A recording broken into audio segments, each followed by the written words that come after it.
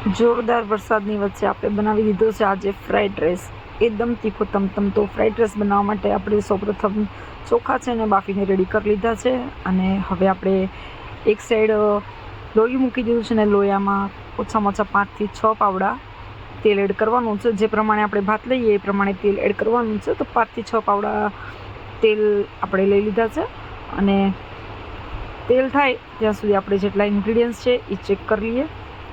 તો લાંબુ કાપેલું આપણે લસણ લીધું છે, 1 ગાંઠિયો લસણ છે, 1 ગાજર છે, 100 ગ્રામ જેટલી કોબી લીધી છે, 100 ગ્રામ જેટલા કેપ્સિકમ છે અને 2 મોટી ડુંગળી લીધી છે. આપણે આ બધી જ વસ્તુ આપણે લાંબી લાંબી કાપવાની છે. અને 4 લવિંગિયા મરચાં છે જેને આપણે વચ્ચેથી કટ કરી દીધા છે 4 ટુકડામાં. અને થોડુંક આદું લીધું છે અને થોડો આજીનો મોટો છે. આ સિવાય આપણે સોયા સોસ જોશે અને સ્વાદ પ્રમાણે મીઠું જોશે. તો આપણું તેલ થઈ ગયું છે એક સાઈડ. તો સૌપ્રથમ આપણે લસણ એડ કરી દેવાનું છે. લસણ એડ કર્યા પછી આપણે જે આદું છે લાંબુ કટ કરેલું 1 ઇંચનો ટુકડો હતો જેને આપણે લાંબુ કટ કરી લીધો હતો અને એ એડ કરીને આપણે વ્યવસ્થિત હલાવી લઈશું. અને એના પછી આપણે જે મરચાં કટ કર્યા છે એ લેવાના છે. આપણે 4 થી 5 લવિંગિયા મરચાં એડ કર્યા છે. તમારે તીખું જોતું હોય તો તમે એક્સ્ટ્રા અંદર મરચાં એડ કરી શકો છો. હવે આપણે જે લાંબી કાપેલી ડુંગળી છે એ એડ કરી દઈશું. ચાઇનીઝ વસ્તુ ક્યારે પણ બનાવો ત્યારે ગેસ આપણે ફાસ્ટ રાખવાનો અને વ્યવસ્થિત કન્ટિન્યુ હલાવતા જવાનું. હવે ડુંગળી નાખ્યા પછી આપણે એકદમ વ્યવસ્થિત હલાવી દઈશું. કોબી સૌથી છેલ્લે આપણે એડ કરવાની છે. એટલે કોબી ચડતા જરાય વાર નથી લાગતી એટલે આપણે સૌથી છેલ્લે એડ કરશું. હવે આ સ્ટેજમાં આપણે કાંદા પૂરતું થોડુંક અમસ્તું મીઠું નાખશું. ભાત પૂરતું મીઠું આપણે પાછળથી એડ કરવાનું છે. કાંદા અને જે બીજા ઇન્ગ્રીડિયન્ટ્સ છે એના પૂરતું આપણે થોડુંક મીઠું એડ કરી દીધું છે જેથી કાંદા ફટાફટ ચડી જાય.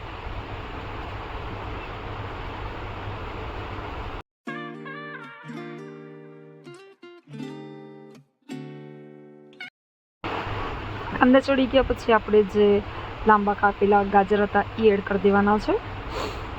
અને આને પણ આપણે વ્યવસ્થિત હલાવી લઈશું. ગાજરને ચડતા થોડોક સમય લાગે છે એટલે એને હલાવીને 2 મિનિટ સુધી આપણે પાકવા દઈશું.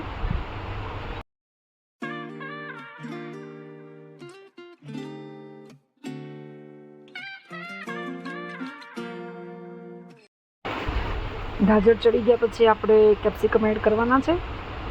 કેપ્સિકમ નાખીને પણ આપણે હલાવી અને 1 મિનિટ સુધી રહેવા દઈશું જેથી કેપ્સિકમ પણ બરાબર ચડી જાય.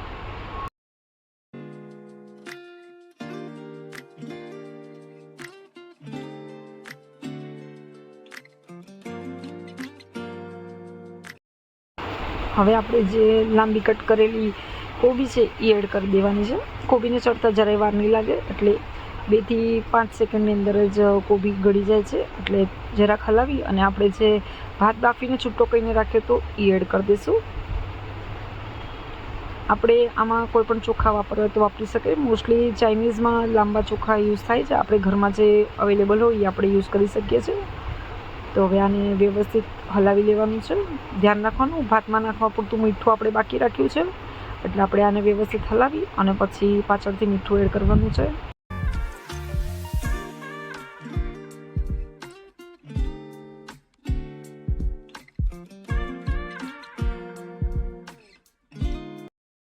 ભાત વ્યવસ્થિત મિક્સ થઈ ગયો છે. હવે આપણે ભાત પૂરતું મીઠું એડ કરી દઈશું. મીઠું એડ કર્યા પછી આપણે વ્યવસ્થિત હલાવી અને જે આપણે આજીનો મોટો લીધો છે એ એડ કરી દઈશું. આપણે વિનેગરનો યુઝ નથી કર્યો. તમારે વિનેગર એડ કરવું હોય તો તમે કરી શકો છો. મેં અત્યારે સ્કીપ કર્યું છે. તો મીઠું એડ કર્યા પછી આપણે એકદમ વ્યવસ્થિત આને હલાવી લેવાનું છે. ધ્યાન રાખવાનું પણ ભાતના દાણા તૂટે નહીં. હલકા હાથે હલાવવાનું છે એને. તો ફ્રેન્ડ્સ મીઠું નાખ્યા પછી હલાવી લીધા પછી આ સ્ટેજમાં આપણે જે આજીનો મોટો છે આપણે 1 મોટી ચમચી ભરીને આજીનો મોટો લીધો છે. તમારે વધારે વાપરવો હોય તો તમે વાપરી શકો છો. તો આપણે અત્યારે 1 ચમચી ભરીને આજીનો મોટો લીધો છે અને આપણે એને વ્યવસ્થિત હલાવી દઈશું. હવે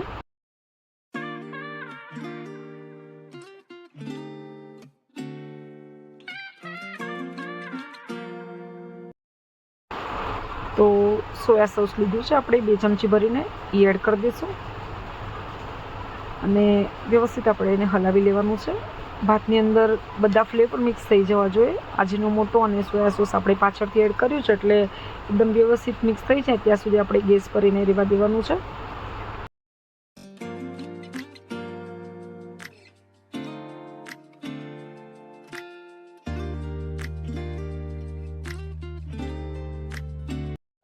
તો આપણો ફ્રાઈડ રાઈસ બનીને એકદમ જ રેડી થઈ ગયો છે. હવે આપણે એક પ્લેટમાં એને સર્વ કરી લઈશું.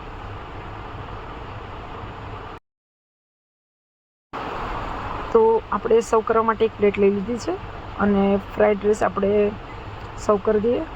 તો વરસાદની સિઝન હોય અને આવો ગરમા ગરમ ફ્રાઈડ રાઈસ મળી જાય તો ટેસ્ટ જ કાંઈ એક્સ્ટ્રા થઈ જાય છે. તો ફ્રેન્ડ્સ, ફ્રાઈડ રાઈસ સર્વ કર્યા પછી ઉપરથી આપણે જે બારીક કાપેલી કોબી છે એ સ્પ્રિંકલ કરી દઈશું. તો ફ્રેન્ડ્સ, રેસીપી ગમી હોય તો લાઈક કરજો, શેર કરજો, કમેન્ટ કરજો અને સબસ્ક્રાઈબ કરજો. Thank you.